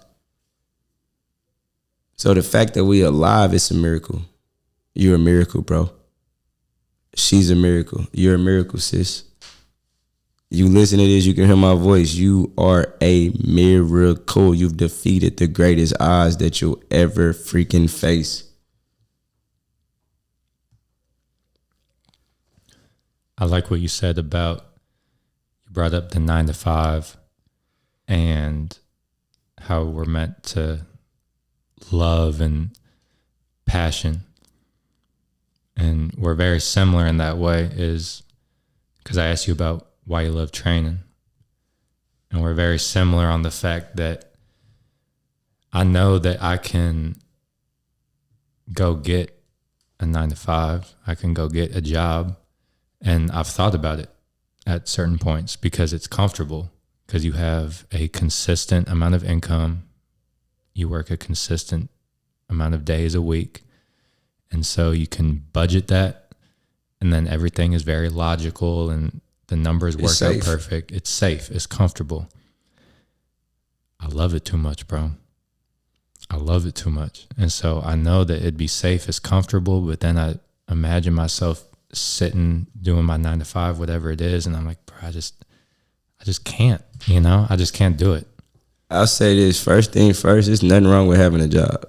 You feel me? I'm gonna say that. So you have a YouTube video about that. Okay. You made a little pyramid. You were out in front of the pavilion in Forest Park. Yep. And the first, I'm not gonna lie, I watched the first like 60 seconds. My dog. But thanks for watching. But what you said really stuck with me is because you said you were talking about the bottom of the pyramid, trading your time for money, and you made sure to mention that that's a blessing. Yeah, bro, having a job, a good job, bro, is a blessing. Yeah, like money way too important for me to act like having a good job is not a good thing, or having a job, period. Like any type of work you doing, bro, you doing magnificent. You feel me? What I'm saying is, as we're working that job, whether it's part-time, full-time, because we could be training full-time, but there's no excuse why we can't, if we need to, we can't go get a part-time. You know what I'm saying? But I was saying that to say, I just truly feel like, especially after what I just went through, I deserve freedom. I don't want to just live for a weekend, bro. I don't want to be pissed off Monday through Thursday, and then I'm happy because it's Friday. I want every day to feel like Friday. I want every day to feel like Saturday. I was reading a book. It was the book I mentioned the other day. Yeah. It was talking about how you should feel like every day is a holiday. And that stuck with me. And that's really what I desire. That's really how I feel. You calling somebody? Yeah, I'm trying to make sure, that session that we had. I've been texting them and calling them. What's good, bro? You see my text? You asleep? Oh, no, you good, bro. Bet. You good. You good. Say less. I'm going to call you after the podcast. We still shooting. You good, bro. I'm glad you was asleep. That way I don't feel bad. All right, bro. I'm going to call you in a minute. Wake up. We still getting some work in. All right. The Grounded Theory Podcast. No edits. No edits. Raw. The realest podcast you'll find on YouTube. It's Saturday at 6 o'clock. We still finna go get some work in. Work never stops. The realest podcast in America. Facts. Shout out my boy Maliki, man. Straight up. So let's talk about it, man. Give me, you could do top 5. You could do, maybe there's 1 or 2 like super impactful. Talk about the books that have made the most impact on your life. It's a list. This is in no order. For sure. Absolutely no order. Way too difficult. Man, what? Way too difficult. I am going to say this one first just because God is the reason why I'm here. So we're going to say the Bible. Facts. You feel me? We'll go with, and this isn't as a religious book as it's going to sound, but you've already tapped into it. We talked about it. Outwitting the Devil by Napoleon Hill. Major key. Major key. Breaks down the 6 fears of life and how people fall into fear. Read the book.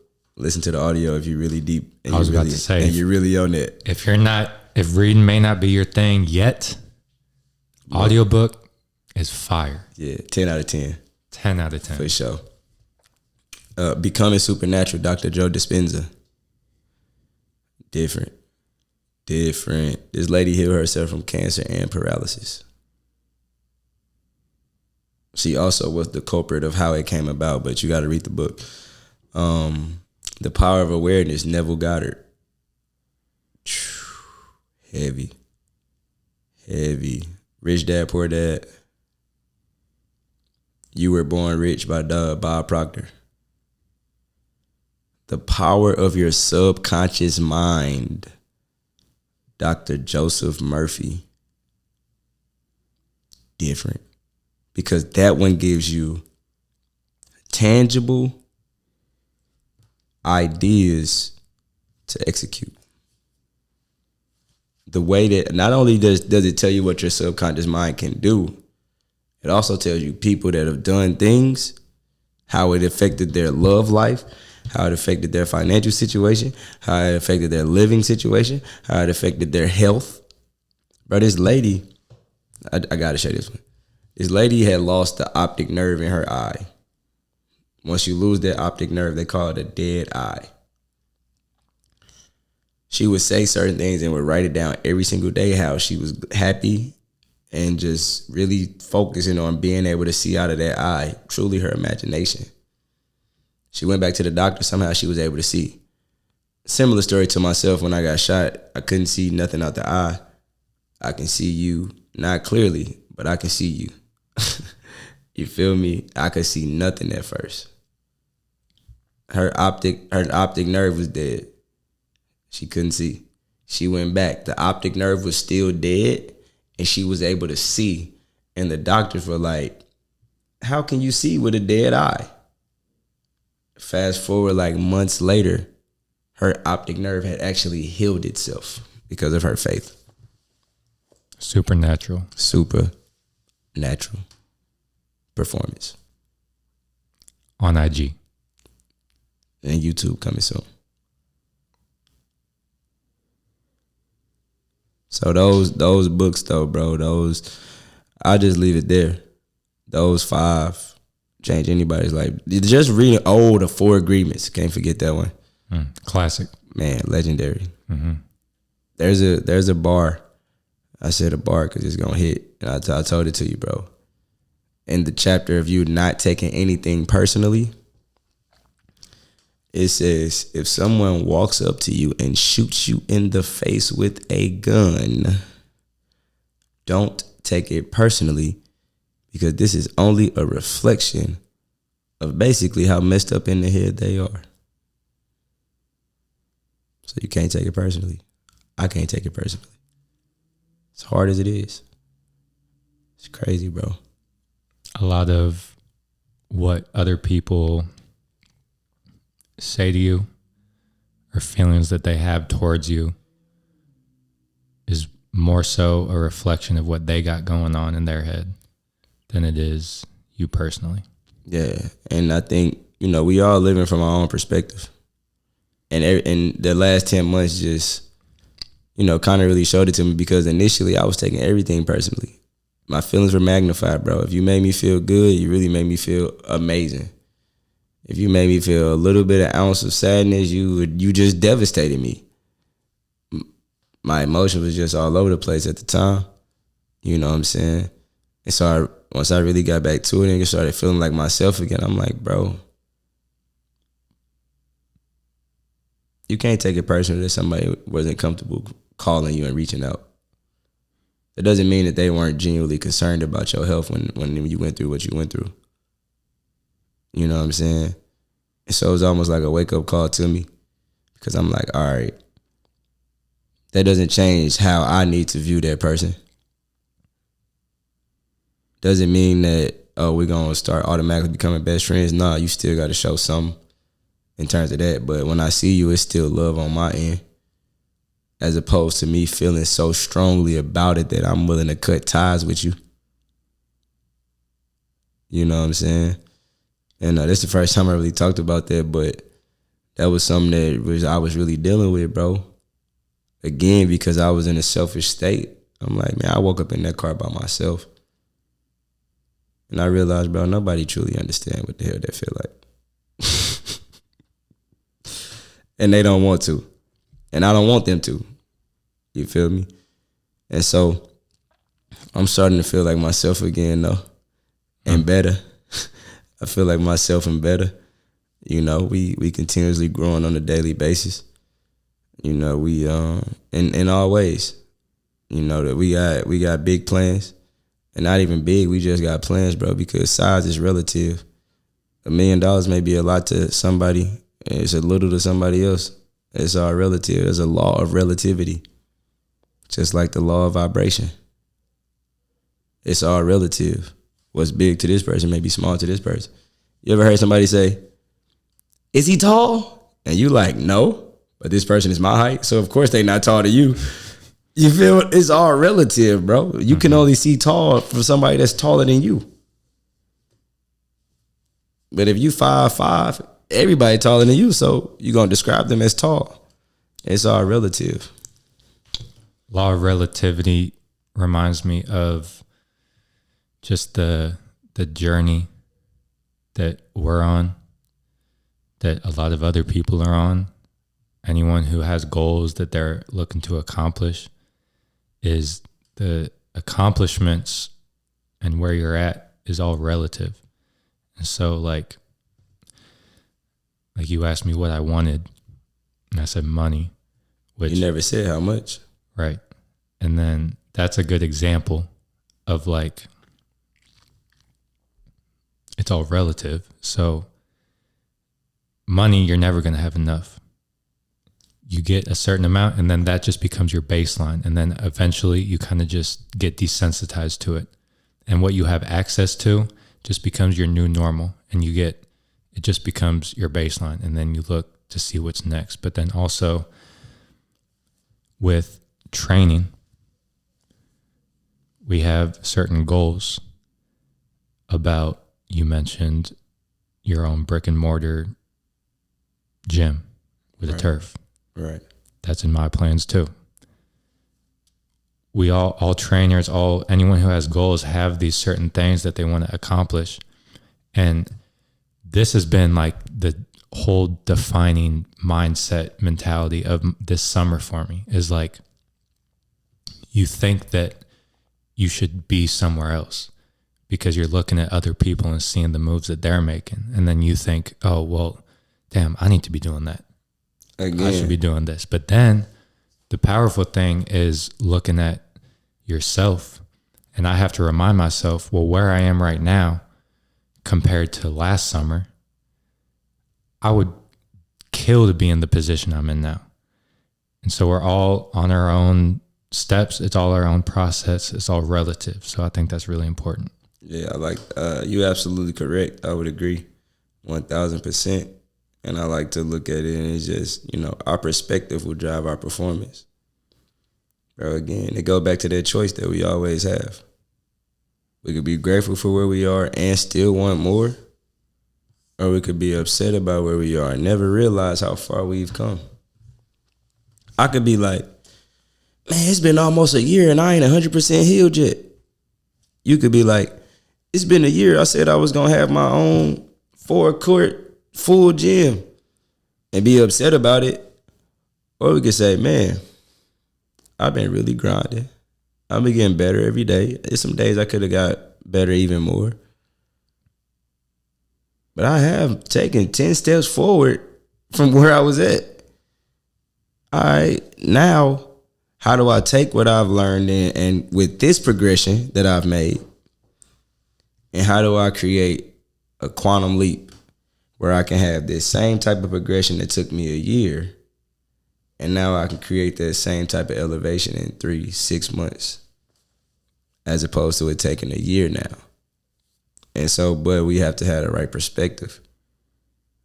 We could be ungrateful for the progress, or we could be grateful, right? The law of gratitude states, because it's a law of gratitude, and it states that essentially for any, I don't even want to make it up, bro.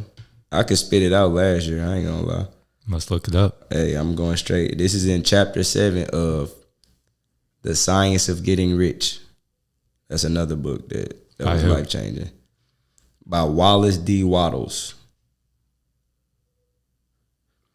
The Science of Getting Rich. Hold on. Essentially, it's saying for every thought or action, there's another thought or reaction of equal or greater force in the opposite direction. But I'm gonna give you the exact one. Here we go.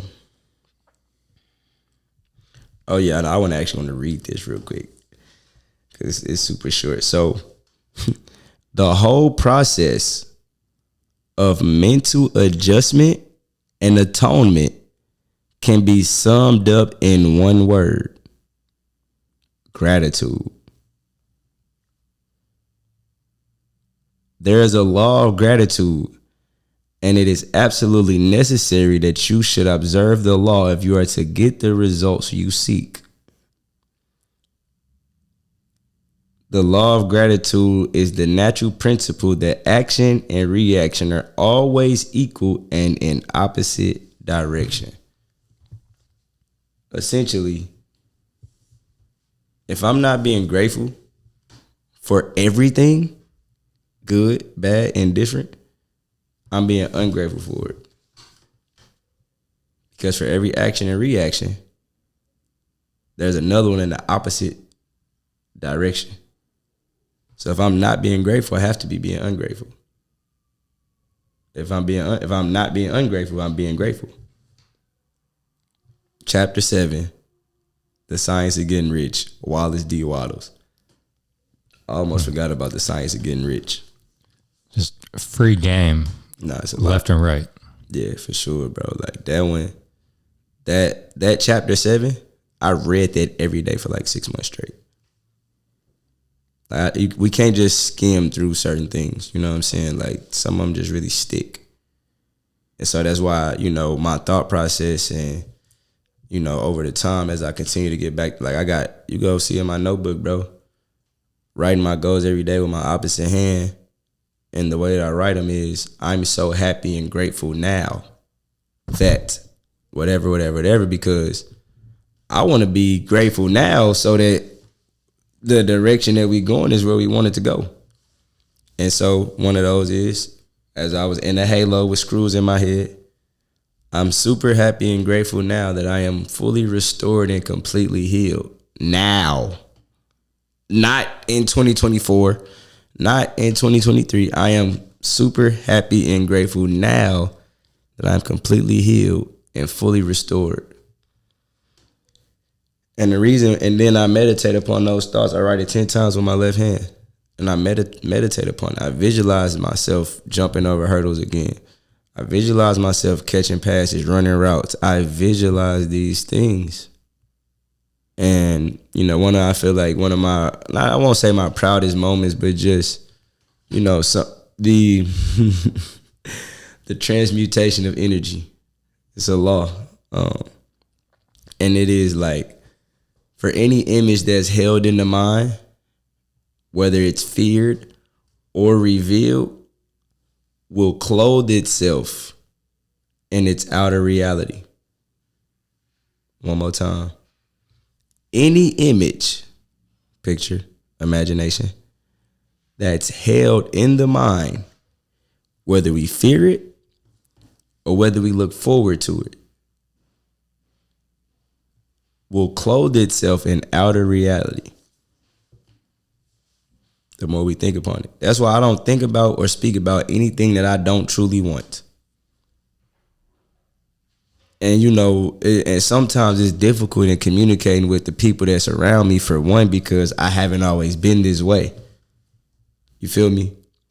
I didn't understand that the transmutation of energy.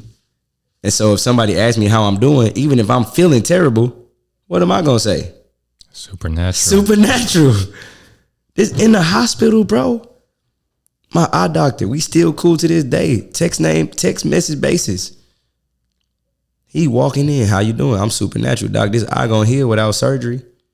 Bro, I had a traumatic cataract on my eye. It melted away without surgery. They like, we've never seen anything like this. My doctor asked me the last visit, he said, are you okay with me writing a paper to the Ophthalmology Association of America? I barely got that out. Practiced it a couple of times on the drive over here. Yeah, no, for sure. But I'm like, yeah, bro, that's cool. They've never seen anything like it. So that whole experience was like, that was like Spider-Man when he got bit by the spider, bro. He knew he was great. He didn't know how to let the world know. I just came to that revelation right now, bro. That was that moment of, you know, Batman losing his parents. Superman flying in on a rocket from his home planet. And, you know, yeah, bro, we all got a story though. And it's a matter of, you know, pulling out what only you can create. Only you could have created grounded hoops and the grounded theory. Nobody else could have created it but Maliki, bro. Nobody else was going to. But you. So everybody that's listening, you have something that you have to create. The world is waiting on it. The world is waiting on you. There's somebody that needs what you have inside and you're being selfish by holding on to it. It's okay. I was there too. I wasn't sure what it was. And we got 2 hours max. 12 more minutes. 12 more minutes. Got to make the most of it. See how many bars we can get in there. 12 minutes straight bars starting now. At least. So we talked about it the other day about 2020 and how we both just went monk mode. Locked in. Yes. No TV, no social media, no music, none of that.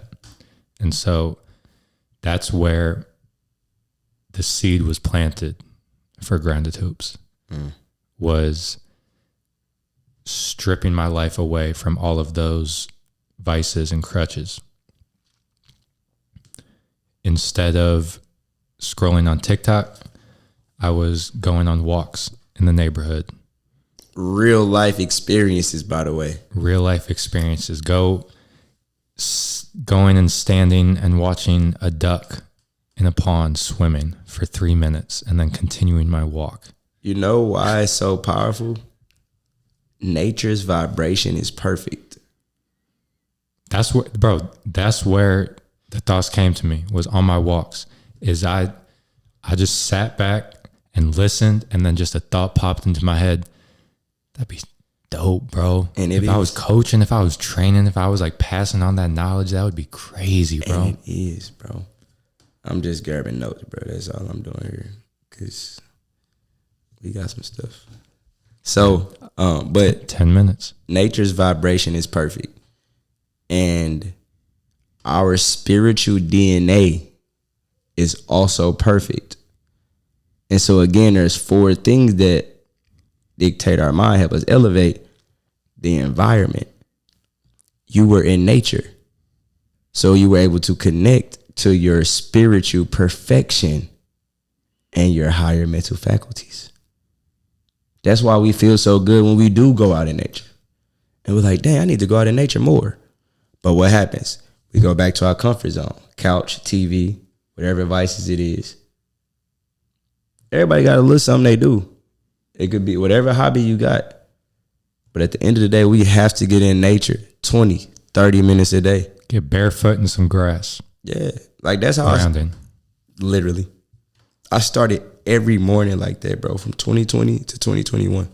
Every morning, not missing one beat. You can ask anybody that was around me with me 6 a.m.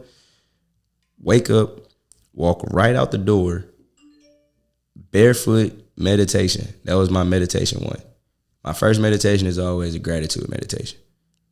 I think about all the things I'm grateful for. Second meditation around midday, typically a visualization. Final one is a visualization and a reflection on the day and more gratitude. And how can I have been better? That's it's powerful, bro. Like, because when we meditate, we're able to become bigger than ourselves. Because again, the biggest part of me you'll never see. It's just, you can't see it with your physical eyes.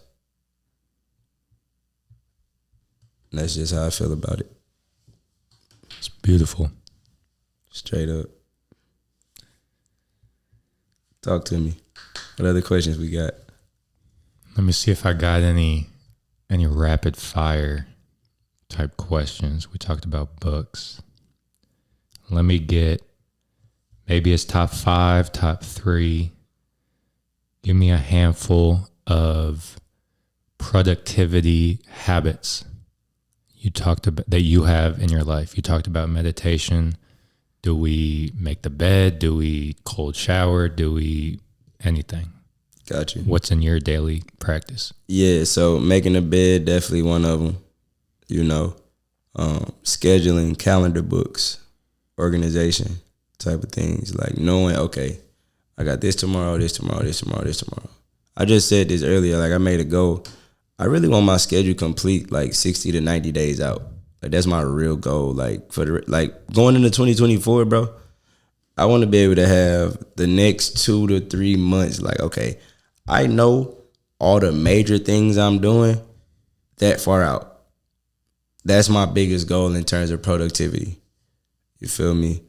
So calendar book, making the bed, reading 10 to 20 pages a day, a meditation, an hour of writing down ideas that will help you get better at what you already do. So what's examples of those ideas? So for me, right, what would make me a better trainer? Also, what I do is not who I am. I'm very multi-talented, very multi-versed. Multi-hyphenate. You know what that word means? Talk to me. You're good at a lot of different things. Yeah. We're going to look that up for sure. Right? And so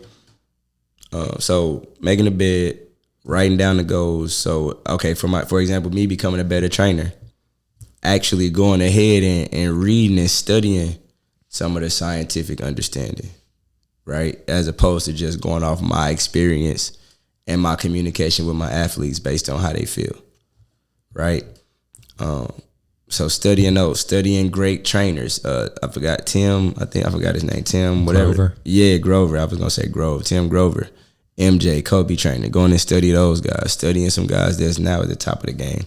They just dropped the US 100 for the top wide receiver trainers in the world. Shout out to them. Coming for number 1. Yep. You know what I'm saying? So just studying the greats. That's another way for me to get better. Then actually putting in 2, 3, 4 hours of work actually getting done towards my personal business. So studying, how can I get better? Then applying it. Then the actual execution. My own physical goals, my own physical workouts. Working out 20, 30 minutes a day. Eating 3 times a day. Like, people forget how important eating is. Eating clean. What's your diet looking like? Carbs? Right now, I ain't gonna lie, bro. I was vegetarian for 2.5 years, and then after I got hit, I got so little I had to start eating chicken again. But we definitely going back vegetarian real soon. I'll make the announcement on Supernatural Mook. So, were you ever vegan or just vegetarian? Vegetarian. I wouldn't say vegan. It's hard. Not even that it's hard, bro. I like chocolate.